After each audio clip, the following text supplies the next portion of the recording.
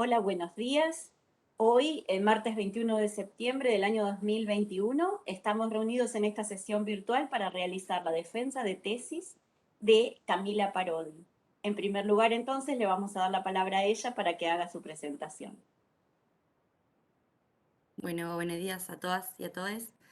Muchas gracias por este día. Sé que ha sido un esfuerzo para el departamento, para mis directoras, también para los jurados, para ponerse de acuerdo, coordinar una fecha y que sea lo antes posible. Así que muy agradecida en ese sentido y también al acompañamiento que he tenido. Así que paso a compartir. Espero ser breve para que nos quede tiempo después para poder charlar. Compartir acá. Me dicen si lo ven. ¿Se ve, no? Perfecto. Bueno, antes que nada esto, comentar un poco de qué va la tesis para quienes no estaban interiorizadas, interiorizados. Mi nombre es Camila Parodi, trabajé con pibes y pibas con experiencias de vida en calle en el centro urbano de Morón, en la provincia de Buenos Aires, con Urbano Oeste. Si bien el trabajo de campo y el laburo más cotidiano con los pibes y las pibas para esta investigación fue de 8 meses durante el 2019, da cuenta de una experiencia previa como trabajadora de uno de los operativos de un espacio de niñez, en este caso una organización social que se llama El Transformador, de forma que tengo en esa experiencia y en esa práctica también un cotidiano que dialoga mucho con esta tesis y que habla mucho de ese momento. Esta tesis y este trabajo se sitúa particularmente entre esos años y es importante recalcarlo porque también tiene que ver con el cierre de mi proceso en ese trabajo y la no continuidad en esa práctica, de forma que no puedo dialogarlo o relacionarlo con el actual contexto y por eso se centra en el marco del contexto del gobierno de Cambiemos, que en ese momento hacía parte tanto de lo que es la Municipalidad de Morón, de la Provincia de Buenos Aires y de Nación. Bueno, un pequeño esquema de presentación para que tengamos un poco de idea por dónde vamos a ir recorriendo a lo largo de este camino. Y una primer presentación que elegí tomarla a partir de una pregunta que fue inspiradora y muy importante para mí en su comienzo, pero que fue dialogando con todo el proceso de investigación que tiene que ver con el quién va a querer leer sobre nosotros, sobre nosotras también podría ser, ¿no?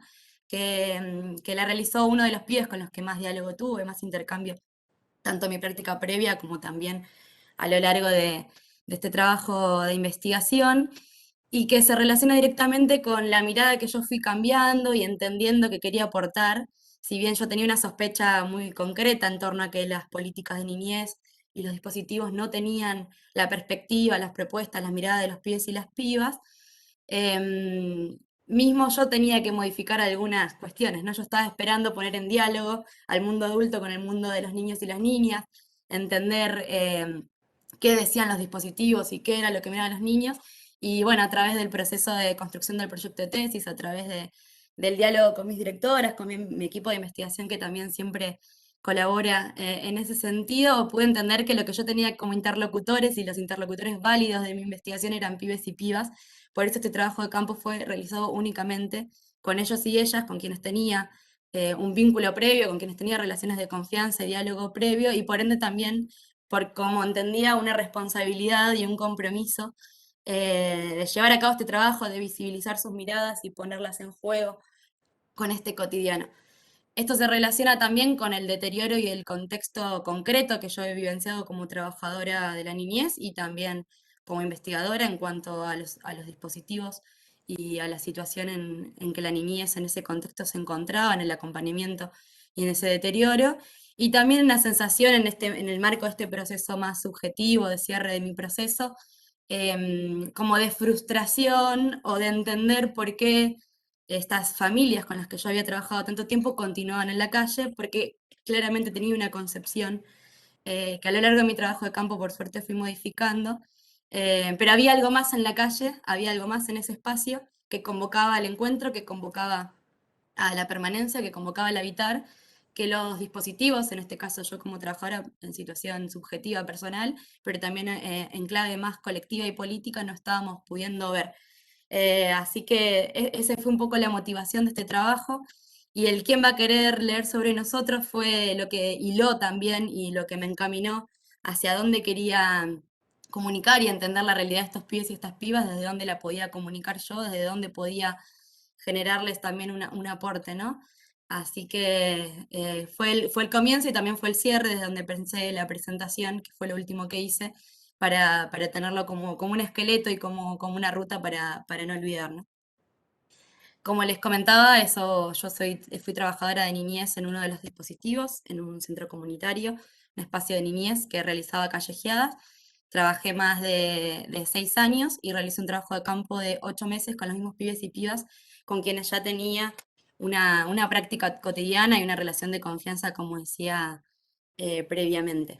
Sin embargo, eso me llevó a esta implicancia, ¿no? Esta relación previa también a modificar un montón de concepciones, pero también de prácticas y formas de vincularnos que teníamos previamente a esta investigación.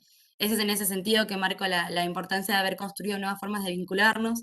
Yo me acercaba a los pibes y a las pibas desde la pregunta, desde la intervención de los dispositivos, ¿no? Hiciste el documento, fuiste a la escuela, qué te dijeron en el comedor.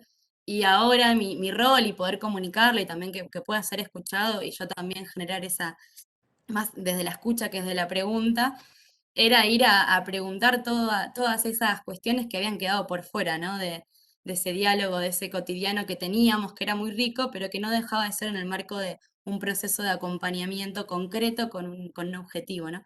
Y este era totalmente otro. En ese sentido, también la necesidad de mirar con ojos nuevos cada espacio, al trabajar tanto tiempo con experiencias de vida en calle, con ese cotidiano, había naturalizado ciertas prácticas que los pibes y las pibas tienen en su uso de habitar la ciudad y también su manera de corporalizar cómo ingresar a cada espacio, cómo sentirse, cómo circular por espacios seguros, qué espacios eran cómodos, en qué horarios son de soledades, qué momentos son colectivos, y poder entender eso que a mí me parecía cotidiano de esos pibes y pibas por mi cercanía, y problematizarlo y junto a ellos y ellas pensarlo, ¿no? En ese sentido también escuchar el enojo y la sensación de incomprensión que a mí me tocaba de forma bastante personal por haber estado tanto tiempo en ese vínculo y en ese acompañamiento y entender que había prácticas que una implementaba de forma genuina, como todas las trabajadoras y trabajadores que siempre desde el compromiso hacen tanto, pero que posiblemente desde los ojos y la recepción de los pibes y las pibas no era lo mismo.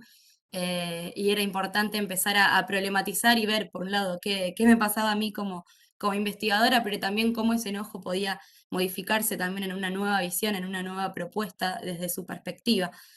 Esto también me llevó bastante a la tensión, ¿no? Entre la autonomía y el sistema de protección, quienes venimos encarnando de alguna manera, como dice Agustín en sus trabajos, ¿no? Quienes encarnamos la política pública e intentamos también hacer puente entre la estructura y la práctica, entre el cotidiano también.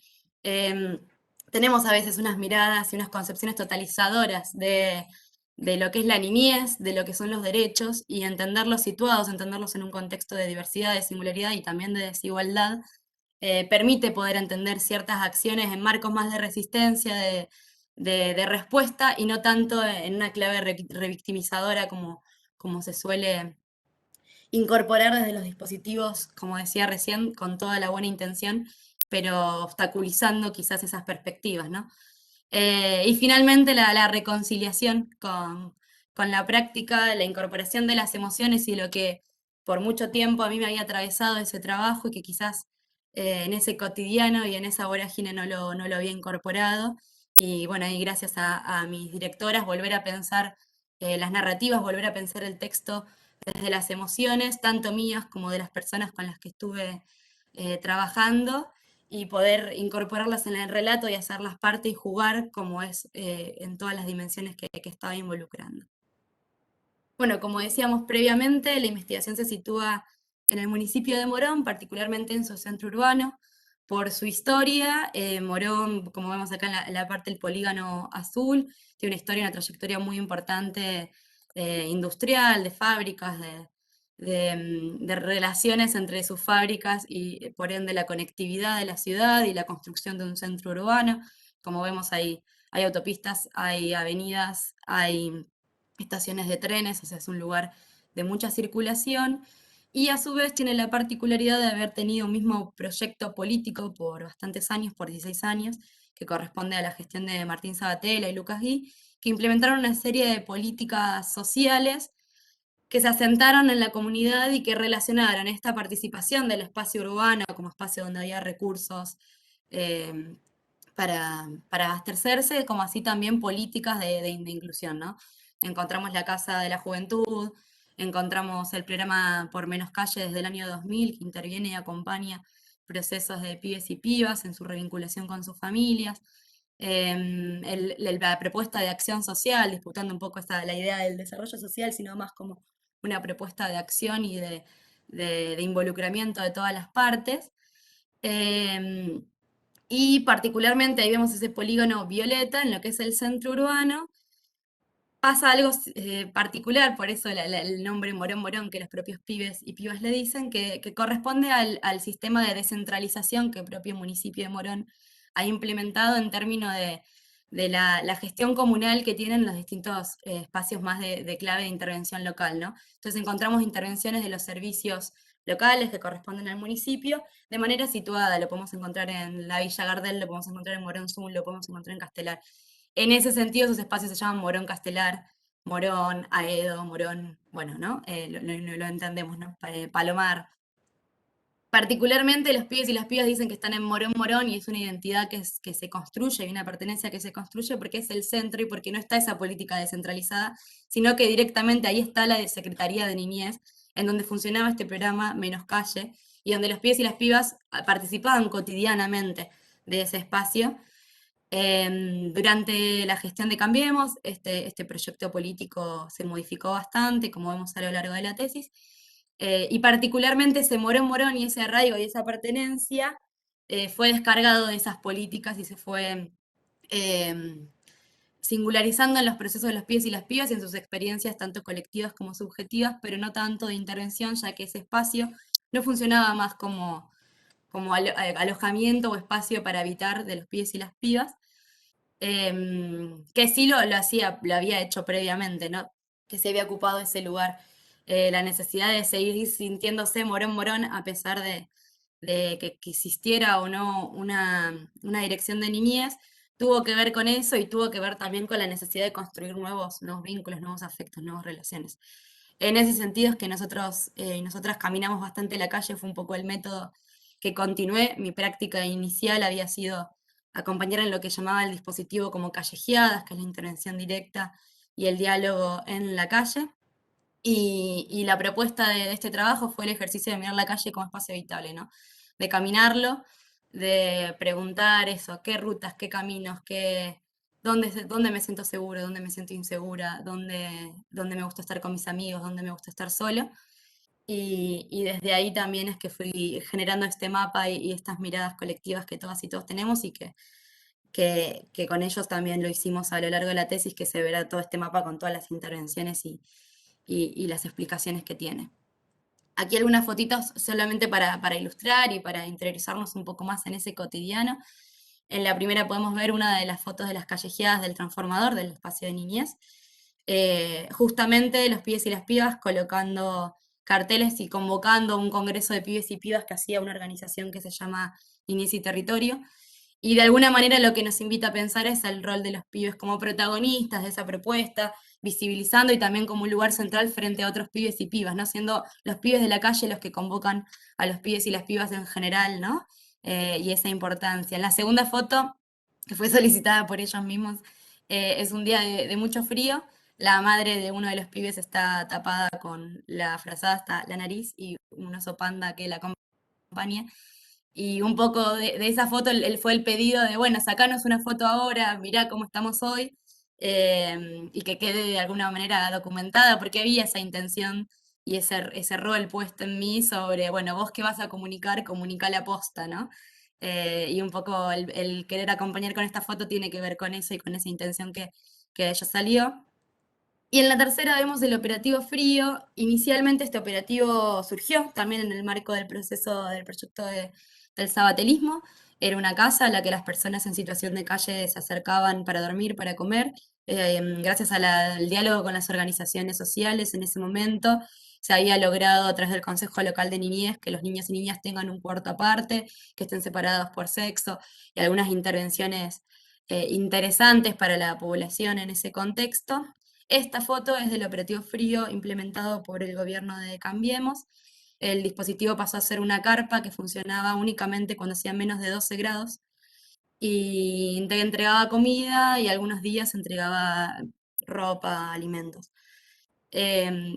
Pongo esta foto porque es el pie para la próxima placa y también porque da cuenta de cómo este tipo de dispositivos que cambiaban día a día también cambiaban la dinámica y la posibilidad de estructurar la vida, ¿no? Las personas de repente pidiendo quienes tenían celulares que nos fijemos los grados que hacía o yendo a la panchería enfrente a ver si hacía más o menos de 12 grados y en cuanto a eso saber si ahí iban a obtener un plato de comida o si tenían que remodificar esa estrategia, ¿no?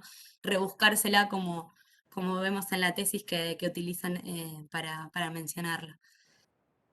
En ese sentido planteamos en el segundo capítulo la perspectiva de los pibes y las pibas para mirar la calle, ¿no? Una nueva forma. Yo pongo acá justo una bajadita que, que el comentario de una de las pibas es estamos acá 24/7, ¿no? Como todos los días de la semana. Mi respuesta es, pero yo nunca las veo, búscanos bien porque siempre estamos. Y en cuanto a eso, a la forma de empezar a mirar la calle como espacio habitable y también como espacio, como decía hoy, de procesos individuales, de procesos subjetivos, de procesos donde visibilizarse, de procesos donde encontrar, donde resguardarse y no ser visto, ¿no?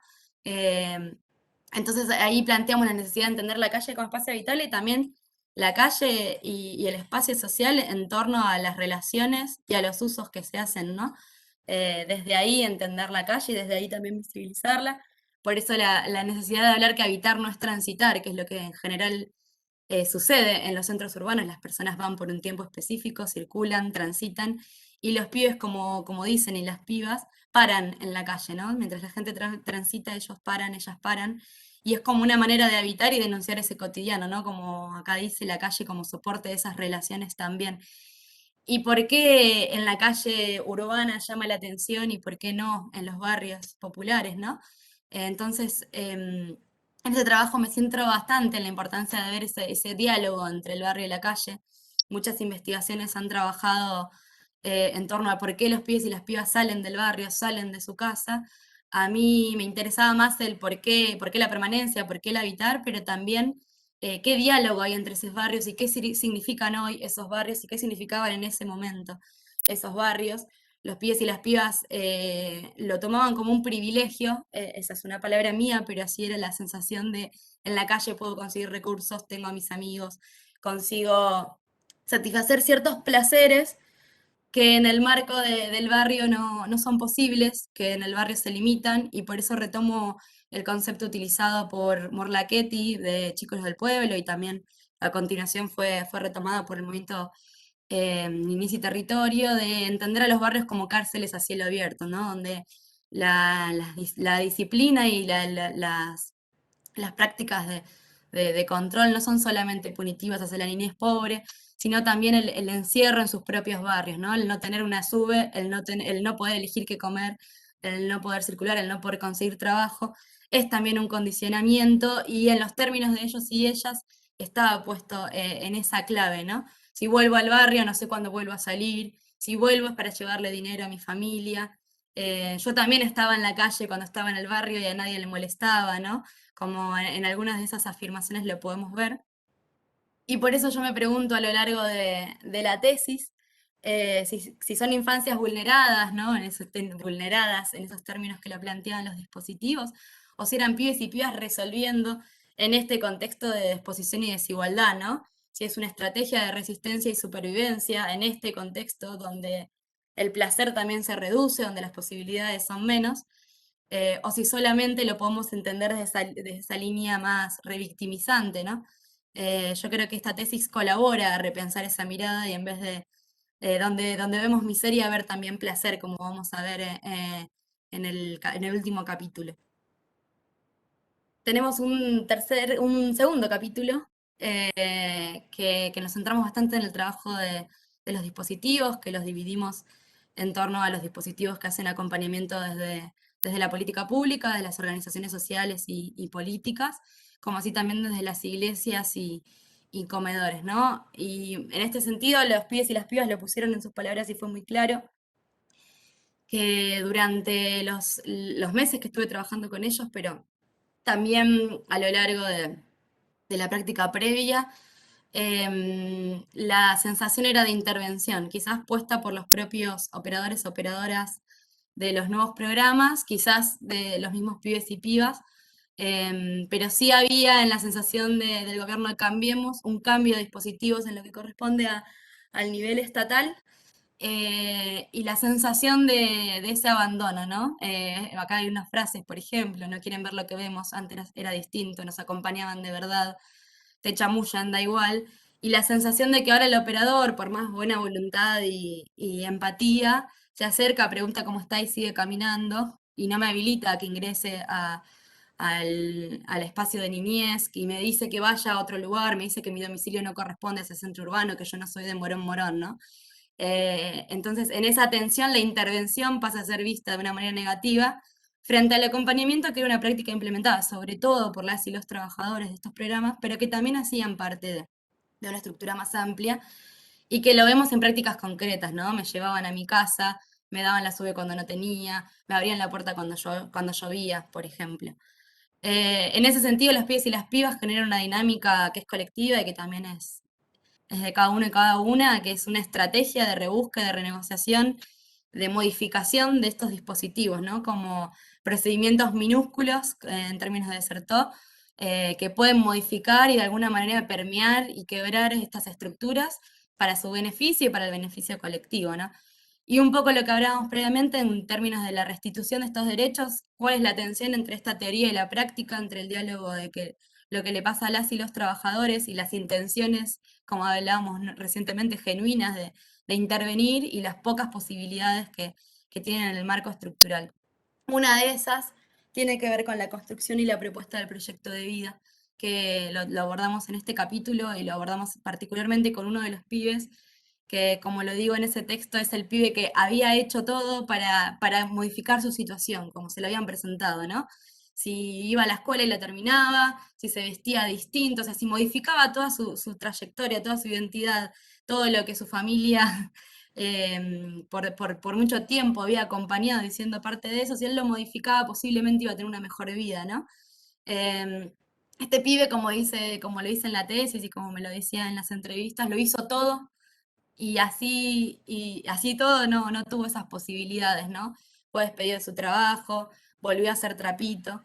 Y a mí me llevó a pensar esto, ¿no? Los procesos de individualización, de homogeneización de los sujetos sociales y que no contemplan las desigualdades y que no contemplan los contextos particulares, el capital simbólico, social y las experiencias que cada pibe y piba tiene, así como tampoco contemplan la construcción de estas trayectorias, de estas identidades en esos cotidianos que ameritan, y como ellos dicen, que lleva un look, ¿no? Que lleva una manera de luquearse, que es una necesidad también. Y entonces la tensión entre lo que me piden que tengo que ser y lo que soy en mi cotidiano y que le tengo que mostrar a mis afectos, lo llevaba a un lugar muy incómodo y también difícil de saldar, ¿no?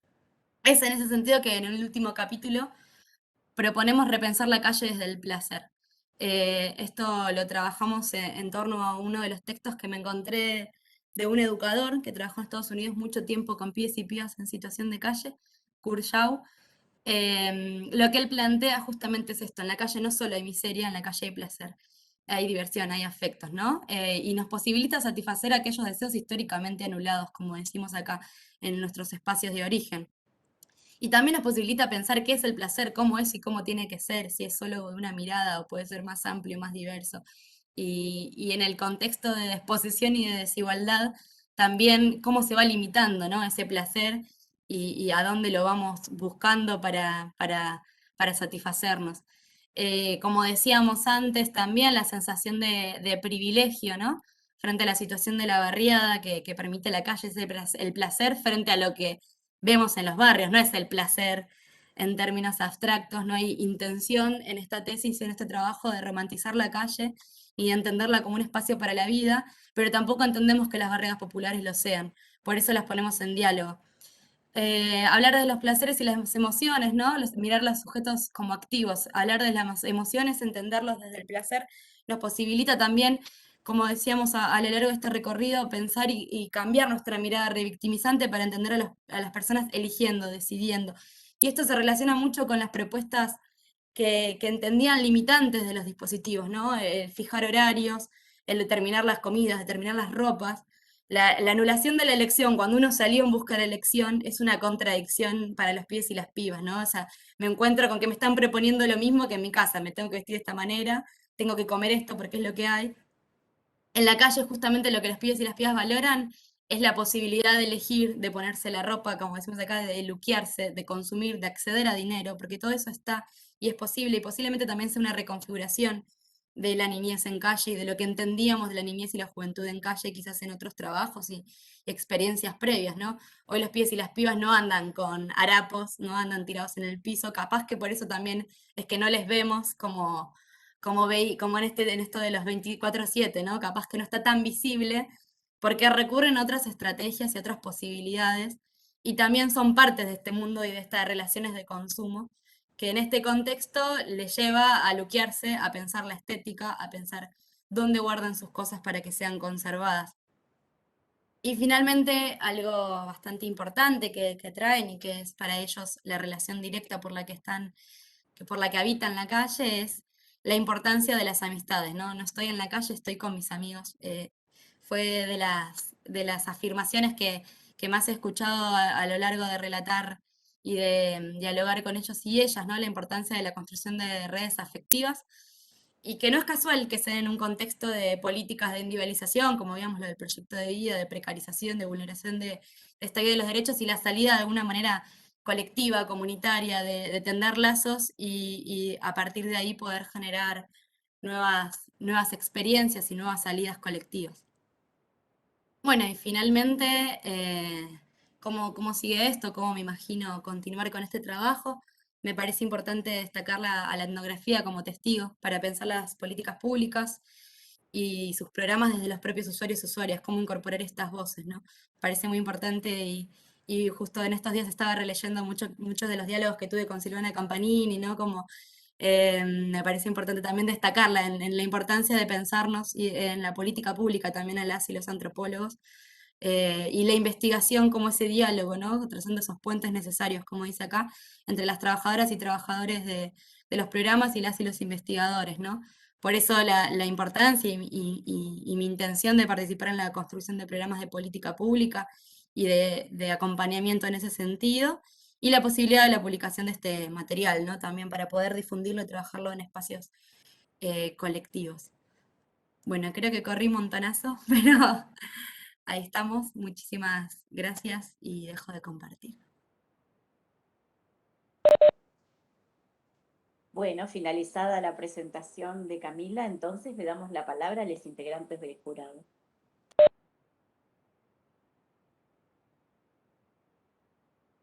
No, está atendida hacia mí, ¿no? Bien. Bueno, entonces, ya, arranco. Voy a hacer un poco spoiler, voy a arrancar de atrás para adelante porque voy a arrancar con mi conclusión. La tesis es excelente, a mí me encantó. A mí me toca en la Facu ser docente del seminario anual y en este ejercicio de estimular que las tesis se hagan, solemos decirles, por esto de poder graduar, que es una tesis de licenciatura, que bueno, que una tesis de licenciatura no tiene que hacer un aporte original al campo, ¿no? Tiene que poder sistematizar información, poder desarrollar un acercamiento a una temática, ordenar, que en todo caso, en la estancia de posgrado, habrá un campo para hacer aportes originales. Bueno, tu tesis ya juega como en otra liga, porque hace un aporte original al campo. Es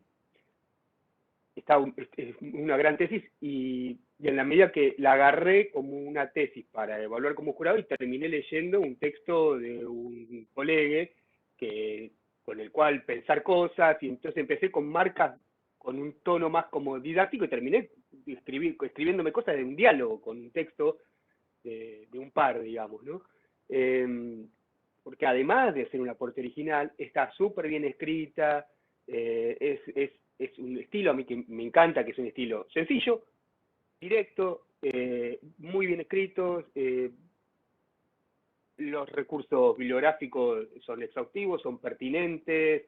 La verdad que eso, yo entré en un modo de evaluación y terminé en un modo entre disfrute y conversación, ¿no? De colegas. Y otro componente de conversación tiene que ver con una cercanía geográfica y temática también a mis propios temas, digamos. Creo que chusmeaste mi tesis, entonces ahí no me acuerdo si están bien el nombre o no, como vos son unos dilemas y es algo de lo que también después te voy a preguntar, pero yo mismo hice un año de campo en el programa Chicos con Menos Calle de Matanza, conozco a algunos de los sujetos, Martín Pauloni, que digamos lo citáis, gente de la red, conozco algunas de las tramas que aparecen acá en primera persona, con lo cual me encantó también encontrarme como otras lecturas y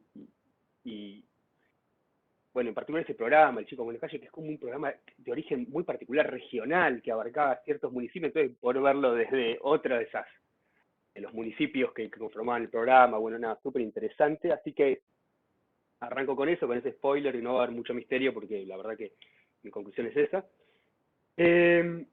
Y te voy a comentar algunas cosas, ese tono, ¿no? Como el tono de diálogo con algunas cosas que aparecieron, algunos algunas repreguntas que no son para que contestes, el momento en el que estás es siempre como difícil, me dicen 10.000 cosas de índole distintas, digo, no lo tomes como algo que tenés que responder ahora, sino cosas que pueden reverberar en algún momento y servir o no, digamos, ¿no? Una cosa como muy específica de tu tesis que vos marcás mucho, que a mí me parece como súper significativa y a destacar, es esa voluntad de dialogar con una coyuntura político-económica muy específica, con una determinada gestión de gobierno que tiene esa particularidad de estar en los 3 niveles simultáneamente, cosa bastante inusual.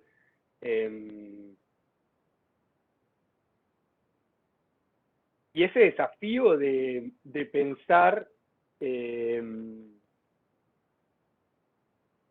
impacto como muy concreto de una gestión de gobierno específica y el impacto de medidas específicas de una gestión de gobierno específica en las dinámicas, las relaciones de una población y en una institucionalidad particular.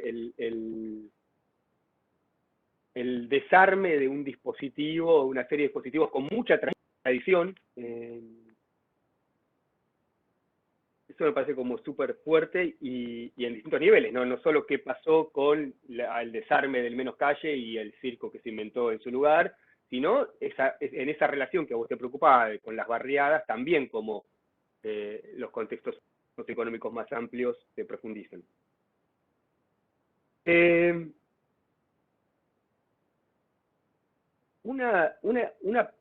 Voy a arrancar una pregunta que es como quizás de las más sortivas, porque es incontestable, digamos, pero que a mí me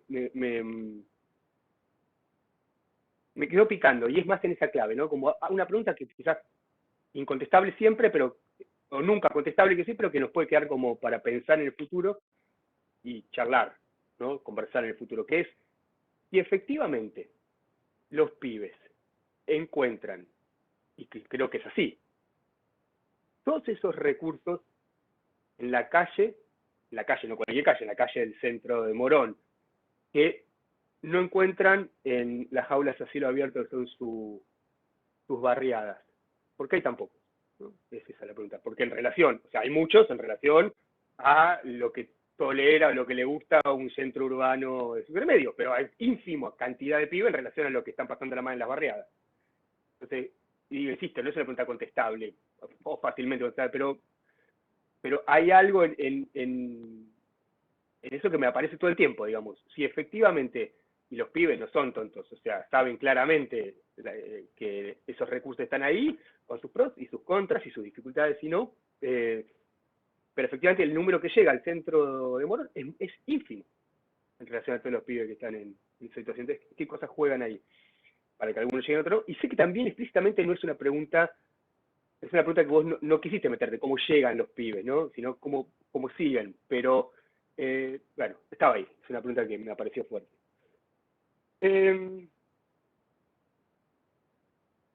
Otra pregunta muy fuerte para mí, que no le esquivas el bulto, pero que puedes seguir profundizándote, es en relación a tu lugar en el campo, digamos, ¿no? Y a tu recorrida viniendo de un dispositivo de intervención, que no estoy seguro, pero creo entender que es el Chicos Come los Calles. No, el espacio niñez del transformador. Ah, venís del Pero trapo. Ah, bien, evidentemente no quedó claro, así que está bueno bien, bien. comentario. Independientemente de eso, viniendo de un espacio de intervención y siendo un eje estructurador de la tesis, de alguna manera, el encuentro entre los pibes y los espacios de intervención, me da la sensación que hay algo más para explorar ahí. Eh,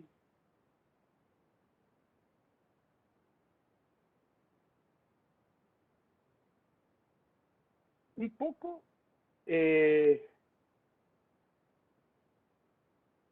seguir o conocer un poco más sobre cómo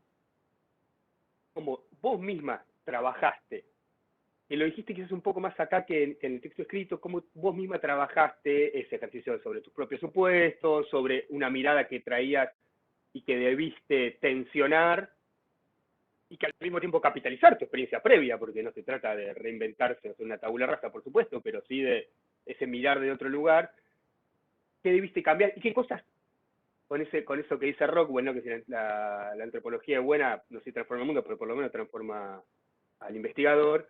¿Qué cosas te transformó? ¿A vos qué cosas pudiste ver distinto? ¿Cómo fue también lograr que los sujetos con los que interactuaste durante 5 años antes te vean distinto? Y porque una cosa es decirlo, y bueno, lo dije, pero otra cosa es que los demás sujetos dialoguen con eso de una manera distinta. Y después, sí, alguna posible relación a la producción que haces en tu propia tesis, que puede o no dialogar con eso. Eso es una hipótesis. De todas las construcciones que hiciste, que a mí me parecen todas muy válidas, y rescato, a un paréntesis, el corajudo ejercicio de ciertas tipologías que haces, que a la antropología le escapa, y me parece que están buenísimas, de los espacios de circulación, que un ejercicio ordenador, que por supuesto no es clusters independientes, pero me parece muy bueno. Hay una dicotomía que traes que en mi cabeza, es una fantasía, dialoga con un ejercicio que se puede profundizar de ese proceso de desnaturalización, que tiene que ver de la dicotomía entre acompañamiento e intervención, que no me termina de quedar del todo claro en la tesis cuánto ilumina, cuánto oscurece, y no sé si no viene, insisto, de ese diálogo, de ese pasaje de ser un sujeto que está pensando en su propia intervención, como sujeto que interviene, un sujeto que piensa. Hay algo ahí que, eso, me dio la sensación de que son esas categorías que en un primer momento dicen, está bueno, ordena, pero después no terminaba de percibir cuánto iluminan la complejidad, esa misma complejidad que estás presentando en otras dimensiones. Me parece súper potente el hilo que tirás de lo que posiblemente sea la fase de los chicos que más me sacudió de toda la tesis, que es esto que la dijiste, ¿no? Hice de todo lo que me decían, que me iba a sacar de la calle, y acá me ves, ¿no? La de Manuel.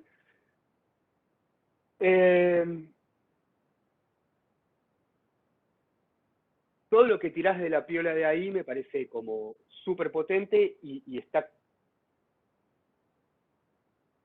y dialoga con ese objetivo, claro, que vos traes, que es de dialogar justamente con estos espacios, ¿no? Esa voluntad de producir un insumo en esta tesis que no solo es un insumo no solo es un insumo de graduación, de certificación de graduación, no solo es un insumo con valor dentro de la etnografía, sino que pretende, y creo que lo logra, es un insumo interesante para dialogar con los espacios estos de intervención.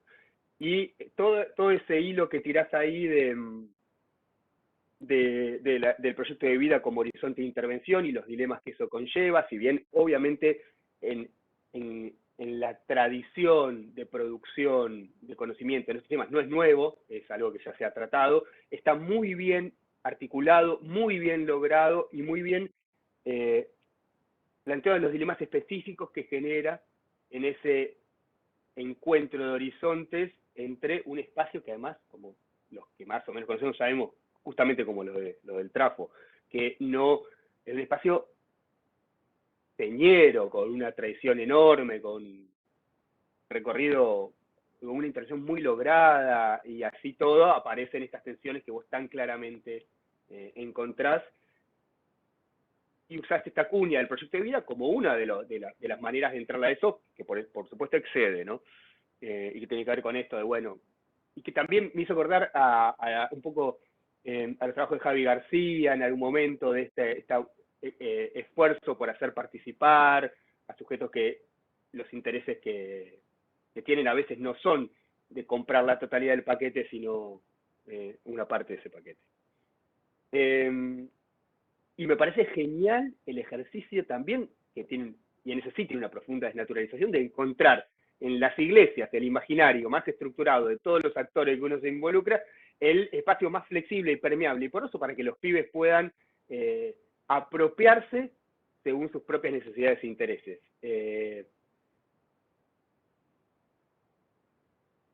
Y también como intervenciones profundamente bien intencionadas, profundamente deseosas de encolumnarse en un enfoque de derechos distante del enfoque de la beneficencia, por ejemplo.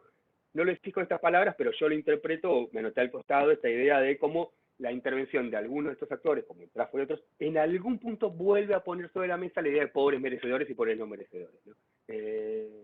Involuntariamente, y que eso me parece también como la contracara de lo que te planteaba antes, ¿no? Así como te digo una cosa, te digo la otra. Digo, como eso sí requiere un enorme ejercicio de desnaturalización, poder encontrar y tensionar esas cosas de espacios de pertenencia y de afinidad ideológica y política que uno puede tener.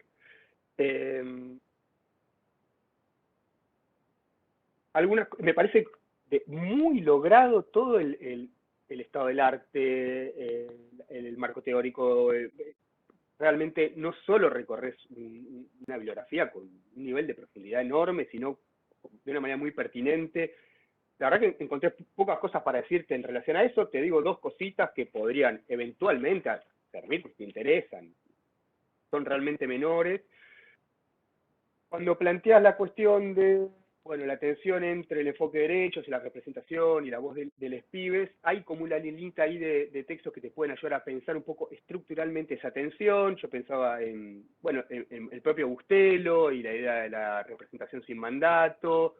Pensaba ni hablar obviamente en la tradición de Kusianovich y compañía también, para pensar la idea de protagonismo, y pensaba fuerte en una autora que no sé si la conoces, sino después yo te paso algunos textos, que es Vanessa Pupaback, que tiene como todo un desarrollo de lo que ella llama, que se mete en una dimensión que está buena, que es una dimensión aparte, que es lo de la dimensión relaciones de poder globales que vienen de la mano del enfoque de derechos del niño. Ella creo que llama el régimen internacional de derechos del niño, y ella plantea algunos dilemas estructurales entre la construcción de las distintas camadas de derechos que llegan a la idea de derechos del niño y una tensión que ella, no voy a desarrollar ahora, pero que está piola, que termina planteando una tensión, que el enfoque de derechos, más allá de sus implementaciones locales, termina produciendo una decisión entre el sujeto portador de derechos, que es el niño, y el agente moral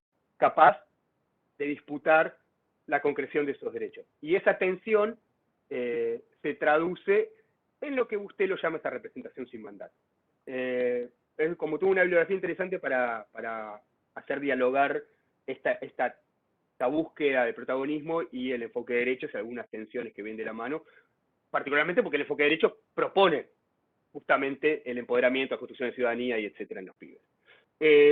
Otra cuestión que a mí me pareció piola, que vos no la abordás, y me parece bien que no la aborde, porque justamente el ejercicio de una tesis es el de recorte, pero si eventualmente te interesa, vos en distintos momentos traes menciones de instancias de diálogo de los pibes, donde en particular, como una imagen me dio a mí del final del día, se comparten hazañas, decís la palabra hazañas, proezas, ¿no? Y a eso se me conectó en la cabeza con otra pregunta que me surgió a mí, que insisto, no te quiero volcar, pero puede ser interesante, que es cómo se aprende a estar en calle, y me hizo dialogar con toda la tradición de bibliografía de Leigh, Wegner, todos los de las comunidades de aprendizaje, cómo aprenden desde la práctica los sujetos y cómo no aprenden solo de la práctica, sino cómo intercambian oralmente sobre esas prácticas. Y usa esas palabras, por eso me hizo ruido. Usa las palabras de, viste, cuenta unos trabajos de campo medio delirantes en Xerox y cómo los que reparaban fotocopias se ponían nombres de guerreros y se contaban sus hazañas de reparación de fotocopias que hacían totalmente lo opuesto a lo que les enseñaban que tenían que hacer. Y había como toda una épica narrativa que hacía a esa posibilidad de transmitir esos aprendizajes, que me parece que, nada, me hizo como mucho, me sacudió mucho el mate pensando en que ahí había algo, en esos espacios de transmisión de esas hazañas se estaba enseñando a estar y ser y habitar y vivir la calle. Tengo 20.000 millones de cosas más, pero no me quiero extender mucho más. Te quiero decir 2 o 3 cosas. Uno, una categoría que usaste en un par de momentos y que me quedé con ganas de saber más, que es producir la vida, cómo se produce la vida en calle, que me pareció como muy potente, pero que después sentí que no se tira de la piola de esa categoría.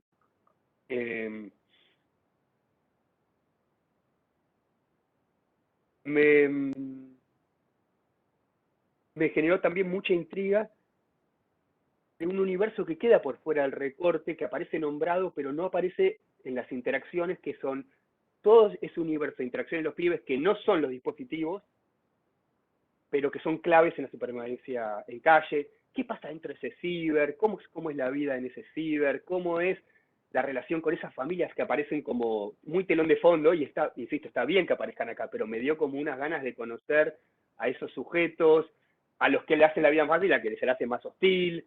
¿Cómo es esa trama? Que también puede ser para otras instancias futuras, ¿no? Eh,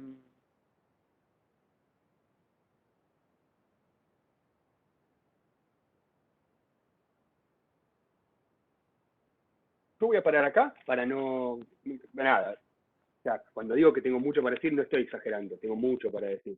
Eh, pero en todo caso, lo continuamos en otra instancia como de conversación que me parece que lo amerita porque tu laburo lo amerita. Hola. Bueno, buenos días. Y Agustín.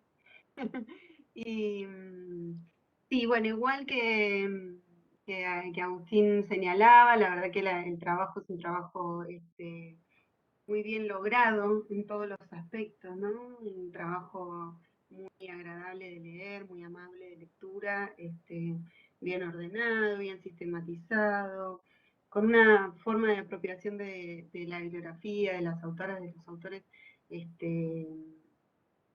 muy interesante, digamos, convocados para dialogar con el campo. En una tesis de grado, un trabajo etnográfico, la verdad que es muy valioso, porque si bien es algo que estructura nuestra disciplina en muchos ámbitos, también es algo que no necesariamente siempre tiene que estar en los inicios de la investigación. Cuando alguien hace trabajo de campo sobre un escenario que conoce mucho, ese trabajo de campo se nutre más, se llena de más elementos y de más preguntas que cuando es un trabajo de campo de iniciación en un escenario. Pero voy a ser muy breve. Es decir, comparto con Agustín esta mirada elogiosa sobre tu trabajo, Camila, pero voy a ser muy breve en las apreciaciones para no... me interesó mucho esta idea de que trabajaras puntualmente lo local, ¿no? Yo conozco la zona de la que vos hablas, pero la conozco no desde mi lugar de investigadora, sino desde un lugar militante de mi más tierna juventud. Conozco muchos de los lugares que nombrabas, conozco el transformador y demás, pero no desde un lugar de investigación. Pero tengo la idea de que en esto local que vos te proponés desarrollar con tanta densidad, hay diálogos con lo regional que quedaron un poco perdidos. Entonces, en algún momento vos hablás de Rodríguez, de que no sé quién le prestan la sube o algo así, pero de que alguien los iba a visitar a Rodríguez, es decir, hay un local, pero hay un local un poco más ampliado. Incluso el transformador también está un poco por fuera de Morón Morón. Y en ese sentido me parece que hay algo de trabajar, que hay algo por delante que quizá podrías trabajar, que tiene que ver con pensar un poco más recorridos, ¿no? Más allá de lo local, como más lo regional. Y también digo recorridos, no solo por lo geográfico de que los chicos van del barrio a Morón Morón, sino también porque muchas de esas experiencias de cómo manejarse viviendo en la calle son, digo yo, experiencias de haber conocido muchos de estos dispositivos que también se desarrollan en los barrios. Porque el merendero de la iglesia, de las iglesias, existe en todos los barrios, el lugar donde ir a buscar ropa existe en todos los barrios, las organizaciones sociales que no son de la iglesia existen en todos los barrios y ofrecen cosas distintas en todos los barrios. Entonces me parece que ahí hay una capitalización de algo que se conoce de venir de un barrio que puede después desarrollarse en este espacio en particular de una forma específica, creativa, como la que vos lográs detallar en tu trabajo, pero que tiene como una historia previa, ¿no? Y me parece que por ahí puede ser un buen paso para dar hacia adelante, digamos, en el futuro de tu investigación, trabajar esa idea. Me pareció muy provocadora la idea de esta del placer, porque no sé si vos lo pensás en diálogo, pero para mí hay algo del riesgo en ese placer. Hay algo de estar en espacios súper expuestos, y hay algo de esa búsqueda de disfrute, de goce, de como sea que, bueno, el placer vos lo planteas, pero que tiene un riesgo detrás. Y no sé si es que me agarras vieja, pero todo el tiempo a mí me aparecía en realidad la idea de riesgo, de, ay, estos chicos, madre mía. Me generaba una pregunta sobre el riesgo, no porque no entendiera la búsqueda de placer y la idea de placer que vos lográs dar cuenta y que es muy interesante poder iluminarla en un escenario que pareciera que es de tanta privación, pero sí me preocupaba poner también el cierto foco en los riesgos que estas niñas, niños, niñas y jóvenes transitan para lograr ese placer.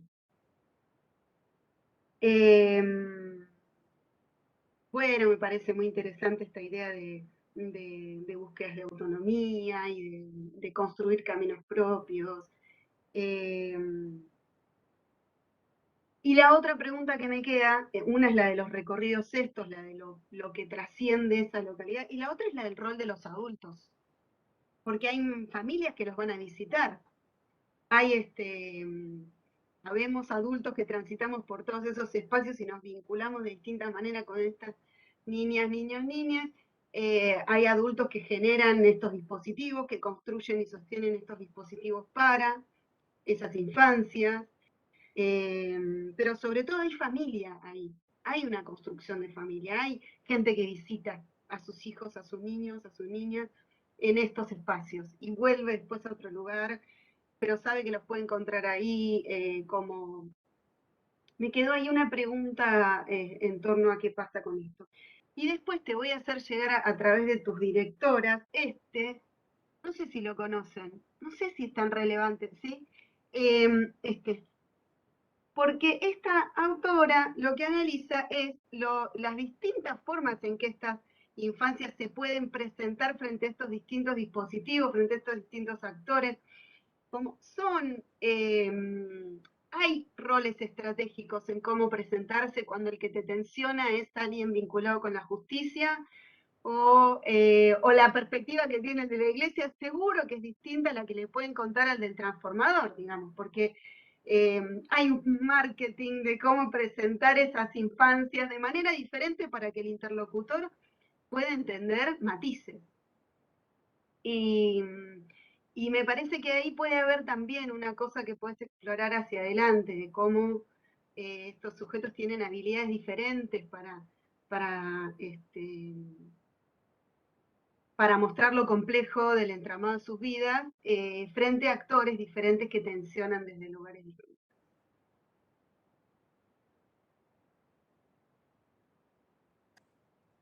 Bueno, muchísimas gracias. Anoté un montón de cosas, pero me parece que es clave todo lo que aportan y también cómo puede enriquecer el trabajo, ¿no? A ver, de las preguntas, bueno, claramente tampoco tengo la respuesta en torno a por qué no están todos los pibes en la calle, pero sí me imagino algunos posibles escenarios. Por un lado, esta cuestión del luquearse y de lo que uno espera que es un pibe de la calle y que quizás hoy en día un pibe de la calle no es esa imagen que uno tiene. Yo trabajé con un grupo recortado, pero había un montón de otros vínculos de los que era parte, digamos, en ese cotidiano que no me atreví como a iniciar un vínculo, un diálogo, porque entiendo lo cuidadoso que hay que hacer en ese contexto y solamente hablé con las personas que conocía y que me habilitaban otros diálogos, pero había muchas más personas que esas. Y después todo un entramado que también sé que lo dejo ahí picando, como dice Agustín, pero que no podía como con todo, pero que tiene que ver con el rol de las mujeres, el rol de las pibas, que no es el mismo que el rol de los pibes. Por eso está muy masculinizada en un montón de capítulos, y lo hice intencionalmente porque si eran mayoría varones o eran todos varones, hablé en masculino porque también es algo concreto y que tiene que ver con el rol de las pibas en las barriadas y sus responsabilidades en la construcción de lazos, de familias de cuidados, que eso está muy claro y que también en un momento lo dejo como entender en términos de, bueno, la cola de varones en el comedor triplica la de las mujeres, esto es porque los varones sí están en la calle, las mujeres seguimos en los espacios domésticos por más problematizado que esté hoy en día, ¿no? Y me parece que las pibas tienen un rol de cuidado de hermanos, de cuidado de lazos, de cuidado afectivos, y que la barriada en ese sentido te lleva y las pertenencias te llevan. Y una de las pibas me lo dijo en un momento, como, bueno, acá los que pueden estar son los que no tienen como responsabilidades, ¿no? Como la calle invita al pibe, piba que ya no, que en un punto no tiene otra conexión, ¿no? Con la vida cotidiana del barrio, entonces sí, obviamente es más beneficiosa, es más placentera con sus riesgos, ¿no? Como decía Noelia, pero me parece que tiene que ver con eso, es una decisión atrevida, ¿no? Como es algo bien concreto y difícil de asumir delante de una familia, delante de afectos, pero que invita a este otro colectivo que decíamos que está bueno capaz profundizarlo. Yo creo que sí, que la parte de mi rol incluso la fui trabajando mucho después más en la escritura y casi más al cierre, que incluso ahí mis directoras me aportaron bastante en como que faltaba ese protagonismo mío. Y un poco la presentación de hoy eh, intentó como colaborar a qué otras cosas me quedaron por afuera de eso. Creo que tiene que ver con que en el momento que hice el campo estaba saliendo de ese proceso de trabajo, ¿no? Como que intentar ser objetiva o alejarme. Me parece que a veces está bueno también incorporar esa atención en vez de ignorarla. Pero creo que tiene que ver con eso. Bueno, tengo un montón de cosas anotadas, pero después voy a ir tomando todos estos aportes para incorporarlos también y repensar para dónde seguir, ¿no? En cuanto a lo local, me parece re necesaria esa mirada. En un momento intenté abrir más esto, ¿no? Como creo que la tesis lo tiene como, bueno, son estas 20 cuadras, pero también son las familias, también es el transformador, también. Pero sentía que me abría un montonazo y que me iba. Entonces como que necesité como ese recorte en el polígono, pero posiblemente falte esa necesidad de pensar los recorridos en términos más regionales y el diálogo. Y también me parece en esto que decías de las organizaciones barriales, territoriales, las iglesias, en el abandono también que hay de esas organizaciones en los territorios, pues yo trabajaba como operadora, pero también trabajaba en territorio, y es muy notorio que durante esas épocas no haya habido tantos comedores y que estén en los centros urbanos, en los espacios visibles, y no así en los espacios que entendíamos que eran los más complejos de habitar ese cotidiano. Lo del riesgo del placer lo pensé mucho. Yo creo que tiene que ver con que me centré mucho en la mirada de los pibes y las pibas, y por eso no había riesgo y por eso no estaba contemplado. Intenté no poner mi miedo, mi riesgo, mi sensación. La idea era eso, pero creo que tampoco este mundo placentero y efímero tampoco es contemplado por los dispositivos. Y creo que ahí está la tensión, en que todo eso que ofrece no es contemplado, entonces la propuesta nunca va a ser, y es muy complejo que lo sea en los contextos de precarización, ¿no? Tampoco podemos exigirle a los trabajadores que estén a la altura de todo el placer que comentamos que ofrece la calle, pero sí que es necesario que los dispositivos lo integren, lo miren, sepan que no es lo mismo un arroz que un pancho. Me parece que eso es necesario y que quizás eso no está todavía, y el aporte de la mirada de los pibes diciendo, y yo la verdad que voy porque me encuentro con mis amigos, pero no como, y porque yo ya me comí un pancho, porque yo ya tomé una coca, me parecía importante, más que problematizar el riesgo, que hay muchos trabajos y que se centran ahí, me pareció como interesante el enfoque. Pero bueno, sí, todo el tiempo estaba con el miedo de romantizar la calle, por eso la elección de terminar la PPT con la calle no es un lugar para vivir. Pero me parece importante que en ese contexto, y posiblemente haya una continuidad de que en el barrio tampoco es un espacio habitable hoy en día, y las tensiones de violencias cotidianos que hay. Bueno, y creo que me anoté unos mamarrachos, pero creo que por ahí va. Si hay alguna pregunta más, igual de todas formas, me dicen. ¿El jurado tiene alguna otra intervención? ¿No? Bueno, entonces le vamos a dar la palabra a la directora y a la codirectora para que terminen esta primera parte de la defensa. Bueno, buenos días. Yo la verdad es que estoy maravillada también por las lecturas tan atentas de tan queridos colegas, a quienes, digamos, hay como esto de un trabajo muy comprometido, tanto de el trabajo muy serio y muy pegadito al suelo que hizo Camila, con esa capacidad de escucha increíble.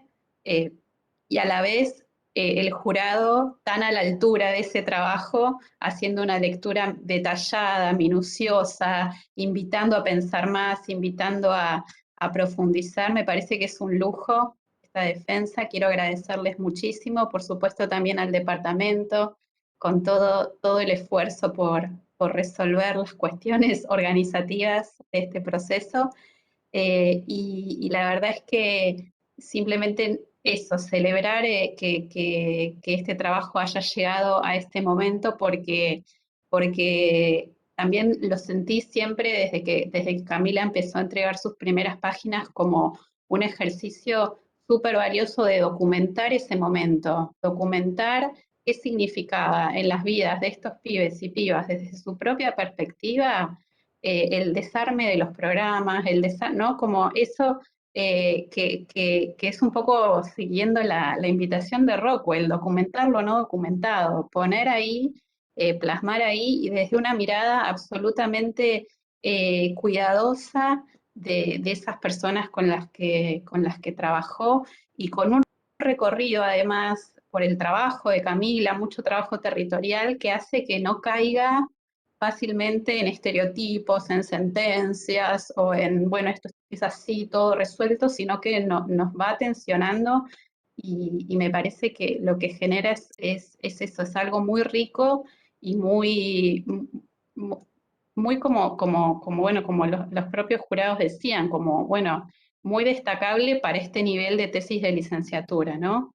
Así que bueno, para mí también fue un placer acompañarla y este equipo que hicimos con Paula, con Cami, también funcionó, fue súper estimulante, súper interesante bueno, para llegar hoy a esta defensa, así que nada más. Gracias.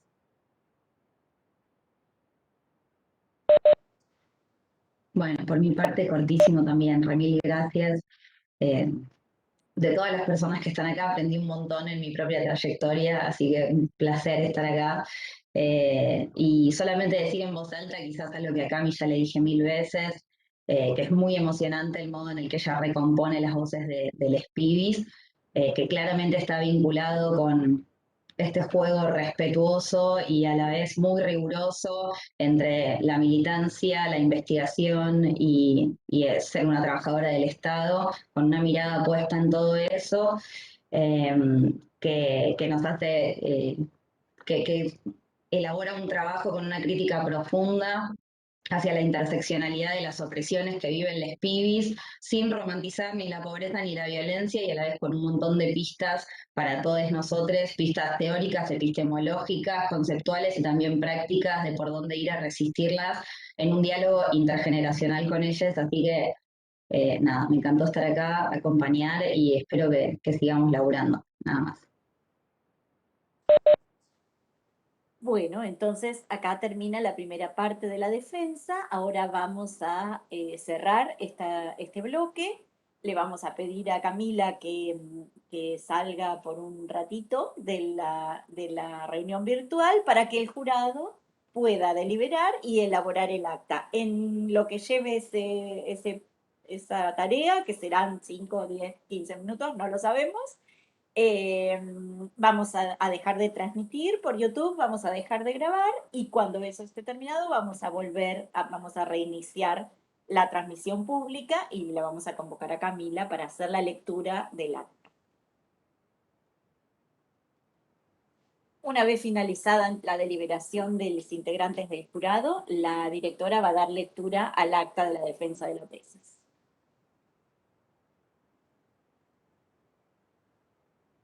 Bien. En Buenos Aires, el 21 de septiembre de 2021, a las 9 de la mañana, se reúne el Tribunal de Evaluación de la tesis de Camila Parodi.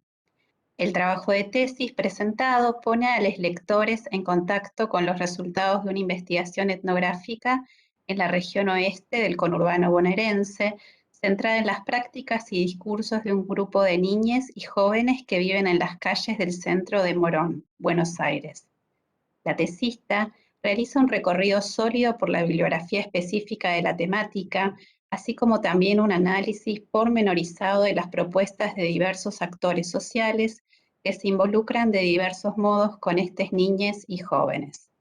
A través de una etnografía historizada por su conocimiento personal de la temática en este enclave regional, aborda las estrategias que desarrollan quienes habitan en la calle para sostener su cotidianidad y articula con fluidez las miradas de estas niñas con las perspectivas explícitas o no que ponen en juego las instituciones con las que interactúan. La presentación oral repuso de forma ordenada los avances de los capítulos que componen el trabajo escrito, poniendo especial énfasis en los aportes etnográficos de la investigación desarrollada. Se destaca muy positivamente el esfuerzo por articular la dimensión local y las perspectivas y relaciones sociales que traman los sujetos de estudio en su dimensión cotidiana con las coyunturas específicas político-económicas y su impacto en diversos niveles contextuales.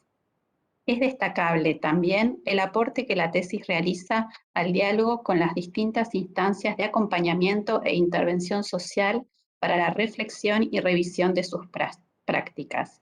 Por eso, la calificación final es 10 sobresaliente, alentando a la tesista a realizar la publicación de estos resultados para su difusión en la comunidad académica. Felicitaciones, Cami. Bueno, muchas gracias, muy amables. Estoy muy contenta, gracias por las lecturas detalladas, por los aportes profundos. Seguiremos trabajando en eso. También agradecer a todos mis afectos que agarré 2 segundos el celular y había mucha gente atenta. Tengo un ejército de trolls en YouTube jugando a mi favor, así que muy agradecida a todos. Y nada, un abrazo muy grande para todos. Bueno, felicitaciones, Camila. Cerramos acá entonces el acto de la defensa.